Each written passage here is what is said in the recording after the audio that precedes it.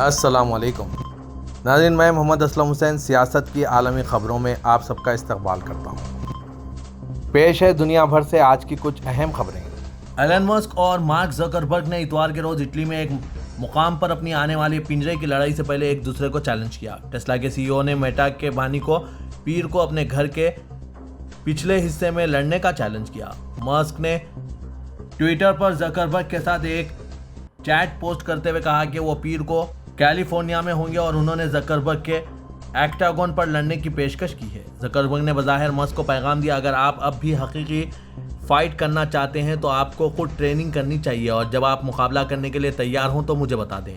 Zuckerberg نے کہا کہ میں کسی ایسی چیز کو پھیلاتا رہنا نہیں چاہتا جو کبھی نہیں ہوگا، اس لیے آپ کو فیصلہ کرنا چاہیے کہ آپ یہ کام جلد ہی کریں گے یا ہمیں آگے بڑھنا چاہیے۔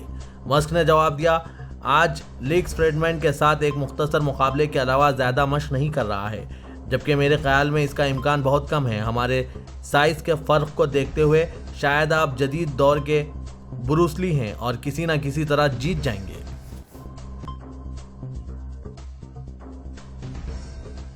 آسٹریلیا نے اسرائیل کے فلسطین پر غاصبانہ قبضے پر آواز بلند کر دی اور اسے سرکاری سطح پر فلسطین پر ایک قابض ملک قرار دے دیا ہے۔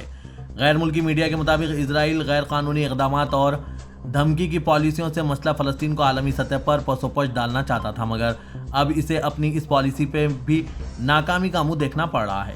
امریکہ کی جانب سے متعدد بار اسرائیلی اقدامات کی کھل کر مذمت کے بعد اب آسٹریلیا نے بھی اسے سرکاری سطح پر فلسطین پر ایک قابض ملک قرار دے دیا ہے۔ آسٹریلیا کی وزیر خارجہ پینی ونگ نے پارلیمنٹ کے باہر قانون سازی پر گفتگو کرتے ہوئے بتایا کہ آج سے ملک کی تمام سرکاری دستاویز اور بیانات میں فلسطین کو مقبوضہ اور اسرائیل کو قابض لکھا اور پڑھا جائے گا اور بیت المقدس کو بھی مقبوضہ علاقہ تصور کیا جائے گا۔ سعودی عرب نے فلسطین کے لیے اپنے غیر مقیم سفیر کی تعیناتی کا اعلان کر دیا، جو مقبوضہ بیت المقدس کے لیے قونصل جنرل کے طور پر بھی خدمات انجام دے گا۔ غیر ملکی خبر رساں ایجنسیوں کی رپورٹ کے مطابق سعودی عرب کی جانب سے یہ اعلان اسرائیل کے ساتھ اس کے تعلقات کے بارے میں قیاس آرائیوں کے درمیان کیا گیا۔ عمان میں سعودی سفارت خانے کی جانب سے سماجی رابطے کی ویب سائٹ پر جاری کیے گئے ایک بیان کے مطابق یہ سفارتی ذمہ داری اردن میں تعینات سفیر نائف الصدری ادا کریں گے، جبکہ سعودی وزارت خارجہ کے ایک عہدیدار نے بھی اس بیان کی تصدیق کی ہے۔ سعودی عرب مکہ مکرمہ میں شاہ سلمان بن عبدالعزیز کی سرپرستی میں آج اتوار 13 اگست کو انٹرنیشنل اسلامی کانفرنس کا آغاز ہو گیا، جو 2 روز جاری رہے گی۔ کانفرنس میں 85 ممالک سے تعلق رکھنے والے 150 عالم دین، مفتیان اکرام اور اسلامی اسکالر شریک ہیں۔ سرکاری خبر رساں ایجنسی ایس پی اے کے مطابق وزیر اسلامی امور شیخ ڈاکٹر عبداللطیف آل شیخ نے کانفرنس کے شرکاء کا خیر مقدم کرتے ہوئے کہا کہ یہ کانفرنس مشاورت کے عظیم تصور کی آئینہ دار ہے۔ انہوں نے کہا کہ سعودی عرب انصاف، رحم دلی، اعتدال پسندی اور اسلام کے شفاف پیغام کی لمبردار ہے۔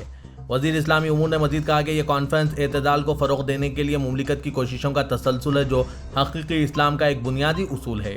اس کا مقصد مسلمانوں کے درمیان اتحاد کا فروغ، دہشت گردی اور انتہا پسندی سے نمٹنے کے لیے مملکت کے مشن کو آگے بڑھانا تھا، جس سے مسلم ممالک اور عالمی سطح پر امن، خوشحالی اور استحکام آئے۔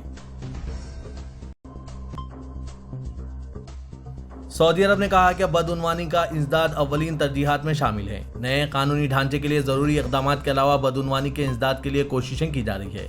الاقتصادیہ کے مطابق انڈیا کے شہر کولکتہ میں انسداد بدعنوانی کے حوالے سے G20 کے اجلاس میں سعودی وفد کے سربراہ نے مملکت کا موقف پیش کیا۔ سعودی anti corruption and control authority کے سربراہ مازن بن ابراہیم القموس نے کہا کہ G20 میں شامل ممالک بین الاقوامی بحرانوں سے نمٹنے کے لیے ایک دوسرے سے تعاون کر رہے ہیں۔ اقتصادی، سیاسی و صحتی بحران، قانون کی بالادستی کے ہر معاملے میں G20 کے رکن ممالک ایک دوسرے کے ساتھ ہیں۔ کنگ سلمان کلب کپ کے فائنل میچ میں سعودی کلب النصر نے رونالڈو کی قیادت میں الہلال کو شکست دیتے ہوئے عرب کلب چیمپئنز کپ کا ٹائٹل اپنے نام کر لیا ہے۔ خبر رساں ادارے ریوٹرز کے مطابق فٹ بال اسٹار رونالڈو کے نصر کلب نے سعودی ٹیم الہلال کو 2-1 سے شکست دے دی ہے۔ النصر کلب پہلی مرتبہ عرب کلب چیمپئنز کپ کا ٹائٹل اپنے نام کرنے میں کامیاب ہوا ہے۔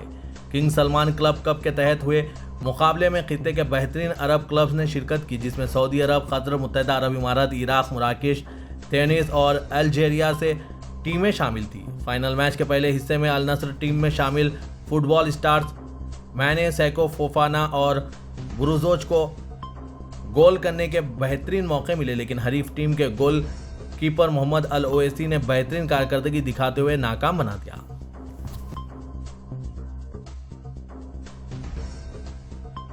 सौदा तुर्की रजब तैयब एर्दोगान ने कहा है कि मुश्किलात के बावजूद हुकूमत एक मुस्तहकम और खुशहाल तुर्किया की जानिब गामज़न है। सदर एर्दोगान ने नौ शहर में मुनक़िदा मशहूर मुफक्किर हाजी बेग ताशवली की 752वीं बरसी के मौके पर मुनक़िदा एक यादगारी तकरीब को वीडियो पैगाम भेजा। सदर ने अपने पैगाम में इत्तेहाद व यकजहती की अहमियत उजागर करते हुए कहा कि तुर्किया में आने वाले ज़लज़लों के बाद रियासत व अवाम ने मिलकर इस तबाही के ज़ख्मों को मुंतमिल करने की कोशिशें जारी रखी हुई हैं।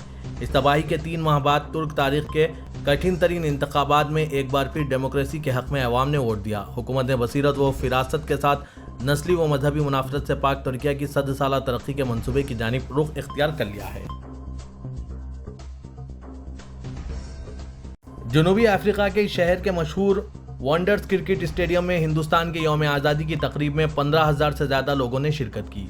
इंडिया क्लब की मेज़बानी में जनूबी अफ्रीका के इक़्तिसादी मरकज़ में मुक़ीम और काम करने वाले तारिकीन वतन हिंदुस्तानियों पर मुश्तमिल 12 घंटे तक जारी रहे इस प्रोग्राम में हिंदुस्तान के तमाम खित्तों के नॉन स्टॉप तफरीही प्रोग्राम देखे गए जो जनूबी अफ्रीका में अंजुमनें बना चुके हैं। जनूबी अफ्रीका की तमाम कम्युनिटीज़ के मुकामी फ़नकार हैं। जनूबी अफ्रीका में मुतअद्दिद हिंदुस्तानी कंपनियों ने अपने मसनूआत और ख़िदमात को नुमायाँ करने वाले स्टॉल्स लगाए थे, जबकि खाने के जॉइंट्स पर कतारें लगी हुई थी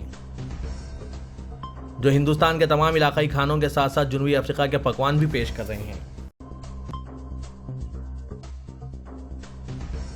पाकिस्तान के नामजद निगरान वज़ीर आज़म अनवारुल हक ने बलूचिस्तान अवामी पार्टी के रुकनियत और सैनेट से मुस्तफ़ी होने का ऐलान किया। अनवारुल हक ने ट्विटर पर लिखा कि मैं निगरान वज़ीर आज़म की सौंपी गई जिम्मेदारी के सबब बलूचिस्तान अवामी पार्टी के बुनियादी रुकनियत और सैनेट की मेंबरशिप से मुस्तफ़ी होने का फैसला किया है। सबसे दुआओं की दरख्वास्त करता हूँ। अनवारुल हक काकर मुल्क के 8वें निगरान वज़ीर आज़म का हलफ कल उठाएंगे। हलफ बर्दारी के बाद निगरान काबीना का फैसला किया जाएगा।